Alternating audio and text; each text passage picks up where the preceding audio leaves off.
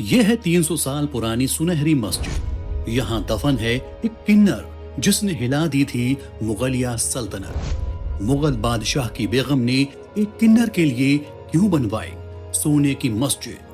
जमीन में कैसे समा गया मस्जिद का मेन दरवाजा?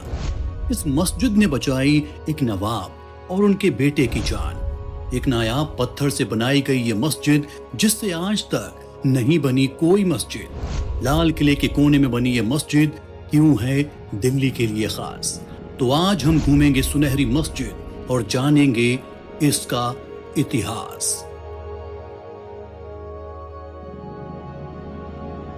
सुनहरी मस्जिद पुरानी दिल्ली के चांदनी चौक इलाके में है। ये मस्जिद लाल किले के दिल्ली गेट के दक्षिणी पश्चिमी कोने में बनी हुई है। ये मस्जिद करीब 300 साल पुरानी है। मस्जिद का निर्माण 1747 और 1751 के बीच मुगल बादशाह अहमद शाह के शासनकाल में उनकी मां कुदसिया बेगम ने एक किन्नर यानी ट्रांसजेंडर जावेद खान के लिए करवाया था। जावेद खान कौन था और बेगम उस पर क्यों मेहरबान थी, ये मैं आपको बाद में बताऊंगा। उससे पहले हम मस्जिद के बारे में बात कर लेते हैं। सुनहरी मस्जिद बस्सी जंग से बनी है। ये एक हल्का बादामी रंग का पत्थर होता है। हालांकि इस पत्थर का इस्तेमाल आमतौर पर मस्जिदों के निर्माण के लिए नहीं किया जाता। ये पहली मस्जिद है जिसे इस पत्थर से बनाया गया है। ये पत्थर इमारतों को एक अनोखा और खूबसूरत शक्ल देता है। मस्जिद के ऊपर 3 गुंबद हैं। जब मस्जिद की तामीर हुई थी उस वक्त इन गुंबदों को लकड़ी से बनाया गया था और उन पर सोने की चादरें चढ़ाई गई थी। बाहर से देखने पर ये गुंबद सोने के मालूम होते थे। इसी वजह से इस मस्जिद का नाम सुनहरी मस्जिद पड़ा। मुगल बादशाह अहमद शाह का शासन छिनने के बाद इस मस्जिद के गुंबदों से सोना निकाल लिया गया और उसकी जगह तांबे की चादर चढ़ा दी गई। इसके बाद 1852 में आखिरी मुगल शहंशाह बहादुर शाह जफर ने मस्जिद की मरम्मत करवाई और गुंबदों के तांबे को हटाकर बलुआ पत्थर से बदल दिया। सर टॉमस मेटकॉफ की किताब दिल्ली इंपीरियर में लगी इस तस्वीर को ध्यान से देखेंगे तो आपको मस्जिद के गुंबदों में लगा तांबा दिख जाएगा। ये तस्वीर 1832 के आसपास की है। 2 मीनारों वाली सुनहरी मस्जिद में 3 मेहराब हैं। केंद्रीय मेहराब पर मस्जिद को बनवाने वाले और इसकी तामीर की तारीख लिखी है। यहाँ पर किन्नर जावेद खान का नाम भी लिखा है। साथ ही उस वक्त के मुगल बादशाह अहमद शाह का नाम भी पत्थर पर उकेरा गया है। जिस शक्ल में आज मस्जिद दिखती है ये अपनी शुरुआती दिनों में ऐसी नहीं थी। इस तस्वीर को चित्रकार टॉमस और विलियम डैनियल ने 23 फरवरी 1789 को बनाया था। अगर आप ध्यान से देखेंगे तो पाएंगे कि 1789 का ये स्केच आज से बहुत अलग है। 1857 के स्वतंत्रता आंदोलन को दबाने के बाद अंग्रेजों ने दिल्ली की कई इमारतों को नुकसान पहुंचाया, जिसमें सुनहरी मस्जिद भी शामिल है।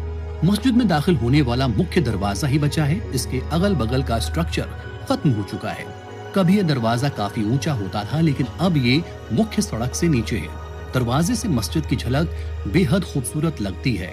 दरवाजे में दाखिल होते ही आपको सीढ़ियां मिलेंगी जो आपको मस्जिद तक ले जाएंगी। हालांकि अब ये सीढ़ियां बंद हो चुकी हैं और रास्ता ऊपर से दिया गया है मस्जिद तक जाने के लिए। अब आप अंदाजा लगा सकते हैं कि सुनहरी मस्जिद और ये दरवाजा कितनी ऊंचाई पर बनाए गए होंगे।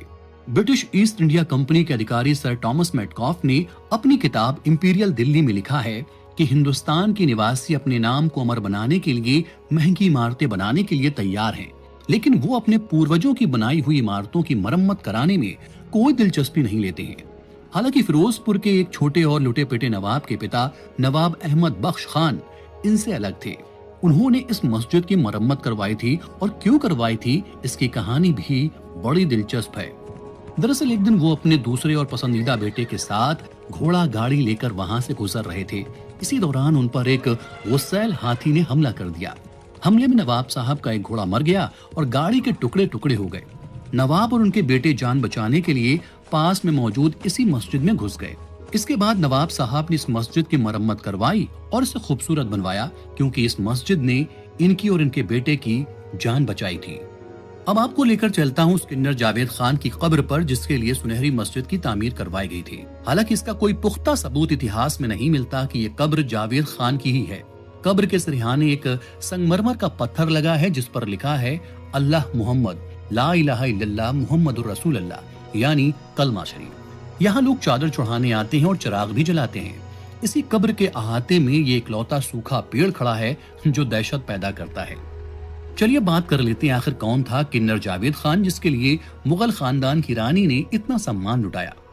दरअसल जावेद खान एक ख्वाजा सरा था जिसे आमतौर पर अब लोग बिगड़े हुए नाम खुसरा से जानते हैं। ख्वाजा सरा उन किन्नरों को दी जाने वाली उपाधि थी जो मध्यकालीन भारतीय शासकों के दरबार का अहम हिस्सा थे।